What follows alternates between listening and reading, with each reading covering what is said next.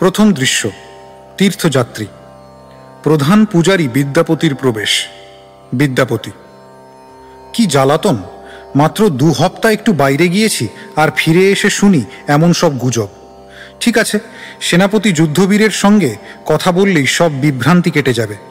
রাজা ইন্দ্রদ্যুম্ন ওর উপরে দারুণ ভরসা রাখেন। যুদ্ধবীর, ওহে মহাবীর, শুনছ? যুদ্ধবীর নেপথ্যে ঘুম জড়ানো বিরক্তভাবে: আহা, কে জাগায় আমাকে? বিদ্যাপতি বিরক্তভাবে আপন মনে: ভর দুপুরে এখনো ঘুমোচ্ছে। ঠিক আছে, ওর কাজ এত ভালোভাবে সেরে ফেলেছে যে ওর খানিকটা বেশি বিশ্রাম বুঝি সত্যিই দরকার। জোরে ডাকলেন: এই যে, আমি হচ্ছি বিদ্যাপতি। ঘুম থেকে উঠে আড়মোড়া ভেঙে যুদ্ধবীরের প্রবেশ। যুদ্ধবীর: এখন কি খাবার সময় হয়েছে? বিদ্যাপতি: ঘুম থেকে উঠেই খাবার কথা? ওহে মহাবীর, এখনো তো তোমার স্নানই সারা হয়নি, তাই না? যুদ্ধবীর: দেখো, শুনে রাখো বলছি, তুমি সম্রাটের অতি প্রিয় সখা হয়েছ বলে আমাকে এই সাত সকালে বিরক্ত করবার অধিকার তোমাকে দেওয়া হয়নি। বিদ্যাপতি গম্ভীরভাবে: আমি রাজার সম্পর্কেই একটা বিষয় নিয়ে এসেছি। যুদ্ধবীর: ও, তাই নাকি? আমি তার যে কোনো সেবায় সদা প্রস্তুত। বিদ্যাপতি: তা আমি জানি, সেই জন্যই তোমার কাছে এসেছি। রাজার সম্পর্কে একটা দারুণ গুজব রটে গেছে। যুদ্ধবীর: গুজব? কার এত বড় বুকের পাটা আছে যে মহান সম্রাটের নামে গুজব রটায়? বিদ্যাপতি: তার রানী। তিনি আমাকে সংবাদ দিয়েছেন রাজা নাকি দায়িত্ব জ্ঞানহীন হয়ে পড়েছেন। যুদ্ধবীর: তার তো এখন সেনাবাহিনী দেখতে যাওয়ার কথা। বিদ্যাপতি: তাহলে তুমিও মনে করছো যে তাকে অন্য কিছু একটা ব্যাপার বিভ্রান্ত করছে? যুদ্ধবীর: এভাবে কথা দিয়ে কথা নিও না। তবে দেখছি ইদানিং তিনি মন্দিরে খানিকটা বেশি সময় ধরেই থাকছেন। বিদ্যাপতি: রানীমাও তা লক্ষ্য করেছেন। ইন্দ্রদ্যুম্ন রাজা হয়েও সর্বদাই খুব বেশি ধর্মচর্চায় মগ্ন হয়ে থাকছেন, কিন্তু এখন রানীমা জানাচ্ছেন তিনি নাকি রাজকার্যে একেবারেই আগ্রহ হারিয়ে ফেলেছেন, আর তার বদলে পুরোপুরি ভগবানের চিন্তায় মেতেছেন। আমি ভাবছি তিনি আসলে ভগবানের কাছে কি চাইছেন। যুদ্ধবীর: তুমি হলে কিনা রাজার প্রধান পূজারী, তুমি না জানলে আর কে জানে? বিদ্যাপতি: তখন কেউ প্রার্থনা জানানোর সময় চোখ আর মুখ বন্ধ করে রেখে দেন, তখন কেবল ভগবানই জানেন তার অন্তরে কি আছে। যুদ্ধবীর একটু হেসে: ভগবান আর হয়তো তার রানী। বিদ্যাপতি: হয়তোবা তাই। তাই তো লোকে বলে, কোন কাজ অজানা সূর্যের কাছে, কোন কথা মুনিদের না জানা আছে, কোন শব্দ যায় না বাতাসের কানে, গোপন কথা কোনটা স্ত্রী না জানে। যুদ্ধবীর: বেশ, মনে রাখবার মতো কথা তো। বিদ্যাপতি গম্ভীরভাবে: আমি এখনই যাব রাজা ইন্দ্রদ্যুম্নের সাথে দেখা করতে। তিনি নিশ্চয়ই আমার সব সন্দেহের অবসান ঘটাবেন। যুদ্ধবীর: ওহে, আমার সঙ্গে খেতে বসবার কি হবে তাহলে? বিদ্যাপতি: আগে তোমার স্নান সারো তো, তাতে খিদেটা তোমার বাড়বে। যুদ্ধবীর প্রস্থান করলে বিদ্যাপতি পাদচারণা করতে থাকেন। ইন্দ্রদ্যুম্ন: আহা, এমন প্রাকৃতিক পরিবেশে আমার দ্বিধাদ্বন্দ্ব দূর হতে পারবে। বিদ্যাপতি: এই তো রাজা ইন্দ্রদ্যুম্ন প্রাসাদের উদ্যানে প্রবেশ করছেন। ওই গাছটার আড়ালে লুকিয়ে সাবধানে তার মনের ভাব বোঝবার চেষ্টা করা যাক। রাজা ইন্দ্রদ্যুম্ন প্রবেশ করে বসলেন। ইন্দ্রদ্যুম্ন: ঈশ্বরের কৃপায় আমি সব দিকেই জয়ী হয়েছি। অফুরন্ত ঐশ্বর্য আর অপ্রতিদ্বন্দ্বী রাজত্ব আমার নিত্য সাথী হয়ে গিয়েছে। মানুষ যা কিছু আকাঙ্ক্ষা করতে পারে তা সবই আমার রয়েছে। আজ তবু আমার অতৃপ্তি ঘোচেনি। বিদ্যাপতি: এ তো বিষম বিপত্তি। ইন্দ্রদ্যুম্ন: আমার মন্ত্রী পারিষদেরা, আমার রানী, তারা সবাই ভেবে আকুল কিসের বেদনা আমার। জাগতিক সব কিছুর অসারতা না বুঝলে কি করে তারা বুঝবে অন্য কোন একটা জিনিসের প্রতি আমার তীব্র আকুতি? আমি দর্শন করতে চাই পরম পুরুষোত্তম ভগবান, আদি পুরুষ, সবার উপরে যিনি, তাকে।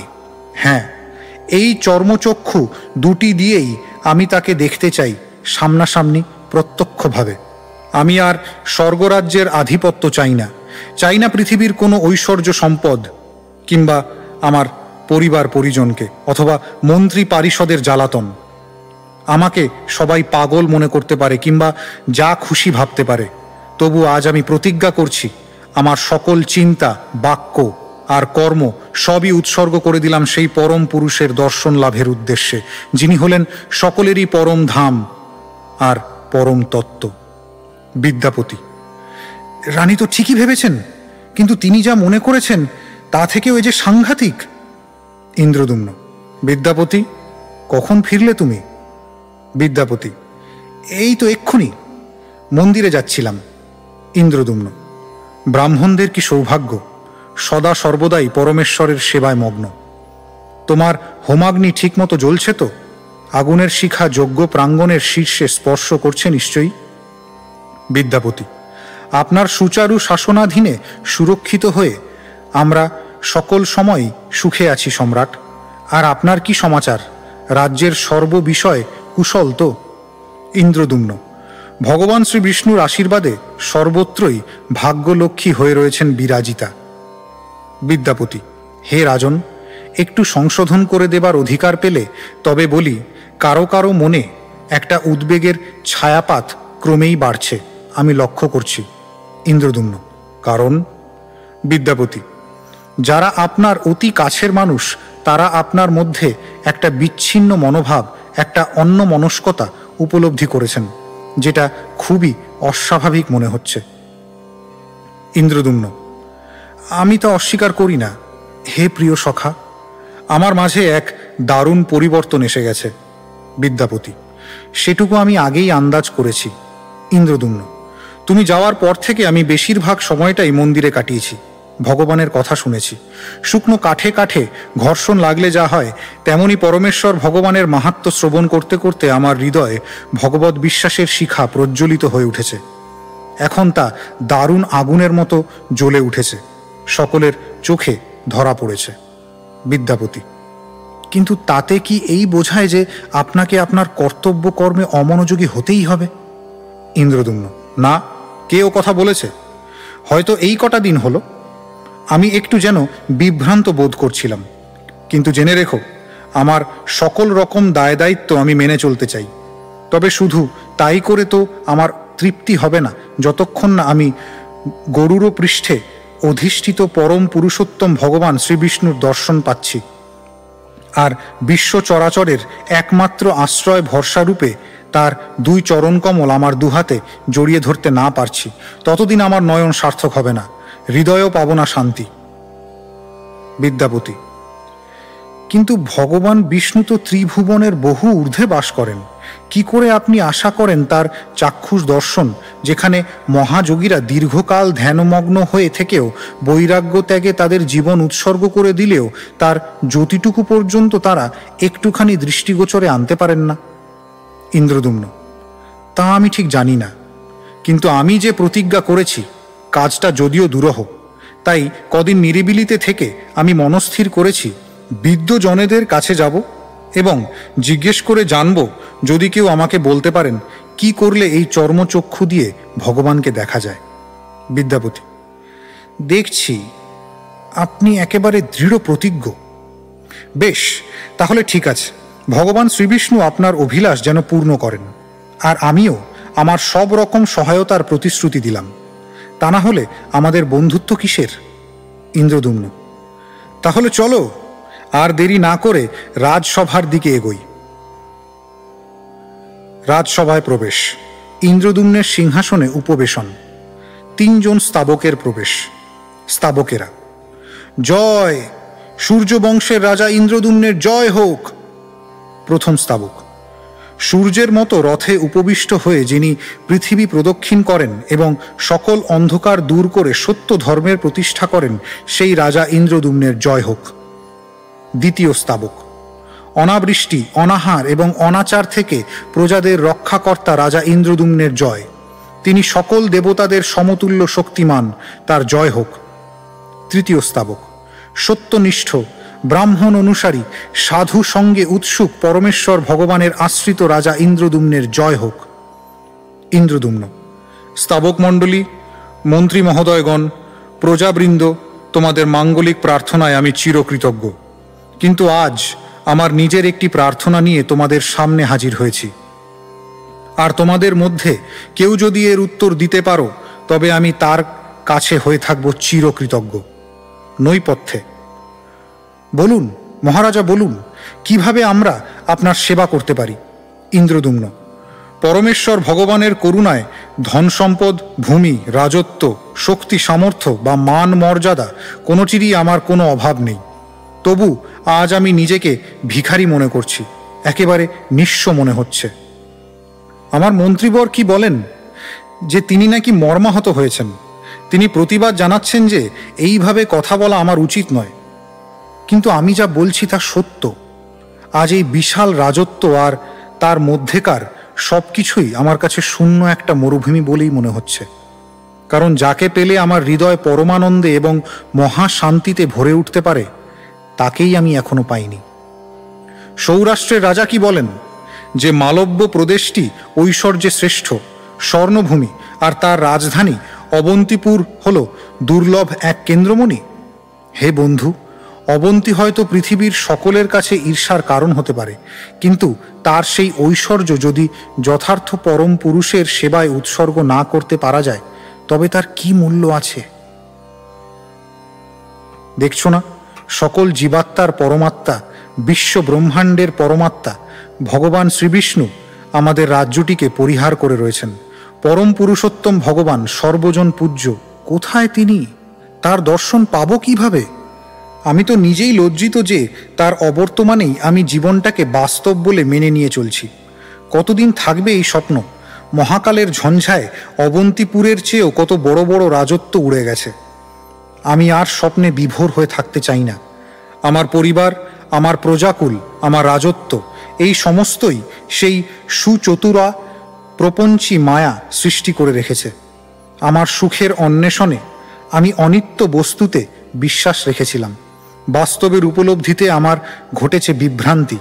বেশ, ভদ্রজন মণ্ডলী আর আমি প্রবঞ্চিত হচ্ছি না। রাজা আর প্রজা, স্বামী আর স্ত্রী, বৃদ্ধ আর যুবক, এসব অনিত্য পরিচিত মোটেই আমাদের সত্য পরিচিতি নয়। কারণ আমাদের এই সব দেহগুলি আমরা নই, আর ওই দেহগুলির সঙ্গে সম্পর্কিত কোনো বস্তুই প্রকৃতপক্ষে আমরা দখলে রাখতে পারি না। পরম পুরুষের অবিচ্ছেদ্য শুদ্ধ আত্মা রূপে দেহের অভ্যন্তরেই আমাদের অবস্থান। ভগবানের সেবা করতে হলে তার সাথে প্রকৃত সম্বন্ধে অবস্থিত হওয়াই আমাদের জীবনের উদ্দেশ্য হওয়া উচিত, ওই মায়ার সেবা নয়। তাই আমি আপনাদের সামনে উপস্থিত হয়েছি চরম গুরুত্বপূর্ণ একটি প্রশ্ন নিয়ে। আপনাদের মধ্যে এমন কেউ আছেন কি যিনি আমাকে বলতে পারেন কিভাবে বা কোথায় আমি পরম পুরুষোত্তম ভগবানের দর্শন পেতে পারি? তাকে আমার পেতেই হবে, কারণ তার উদ্দেশ্যে আমি আমার আন্তরিক সেবা অর্পণ করতে অভিলাষ পোষণ করে আছি, যে সেবা অন্য সকল কাজের চেয়েও বেশি গুরুত্বপূর্ণ। কেউ কিছু পরামর্শ দিচ্ছে না, শোনার আগ্রহে। কি বলুন? বিদ্যাপতি: মাননীয় পুরোহিত প্রবর এই পরামর্শ চাইছেন যে যখন হোমাগ্নিতে শস্যাদি এবং ঘৃতাহুতি প্রদান করা হয়ে থাকে, পরমেশ্বর শ্রীবিষ্ণু, যিনি সকল যজ্ঞের ভোক্তা, তিনি তখন সেখানে আবির্ভূত হন। ইন্দ্রদ্যুম্ন: বেশ, মানছি।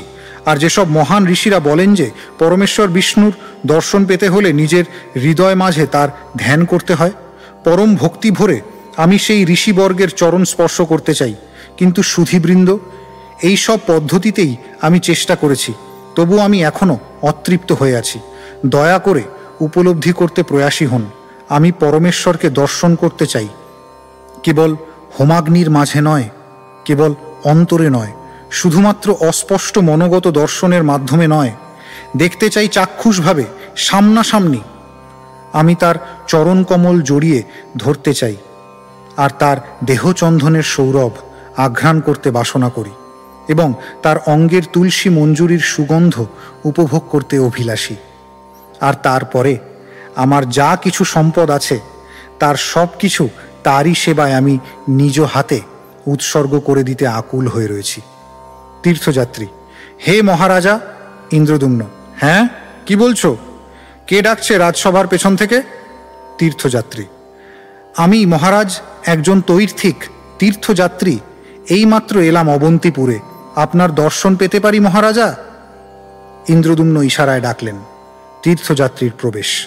তীর্থযাত্রী: আমার কথাগুলি যেন সূর্যের আলোর মতো আপনার যাত্রাপথ আলোকিত করে তোলে, আর যেন আপনাকে সেই জ্যোতির্ময় পরম পুরুষোত্তমের অভিমুখে সঠিক পথটি দেখাতে পারে, যে পুরুষোত্তমের দর্শন অভিলাষে আপনি এমন উৎসুক হয়ে রয়েছেন।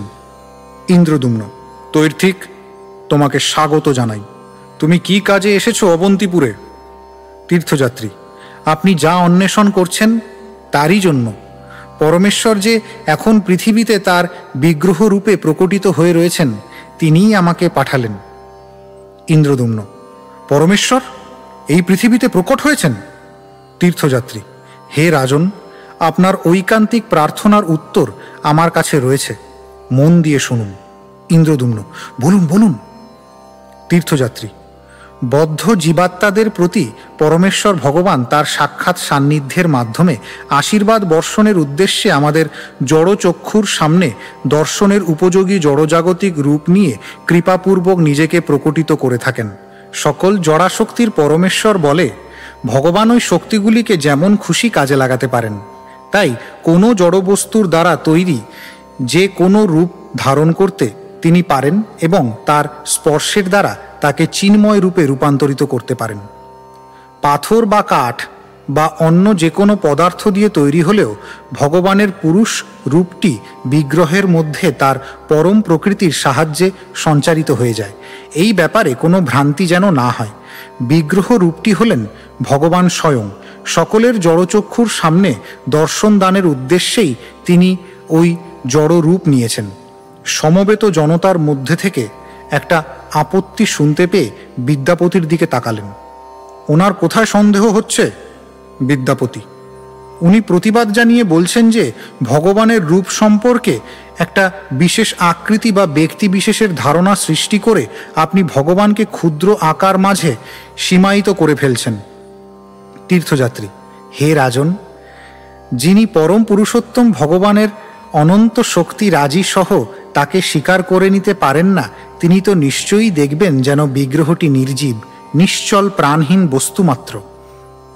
যদিও পরমেশ্বর ভগবানকে নির্বিশেষ পরম তত্ত্বরূপে কোনো গুণ বর্জিত সত্তারূপে আরাধনা করা যেতে পারে, তবে সেই উপায় আরাধনা করা নিশ্চয়ই বেশ আয়াসসাধ্য।